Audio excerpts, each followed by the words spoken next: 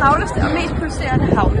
Hver dag bringer havnen et mylder af aktiviteter for handel og fragt til turisme, men midt i dette pulserende liv ligger en udfordring. Hvordan kan Barcelona Havn gøre sin drift mere bæredygtig for fremtiden?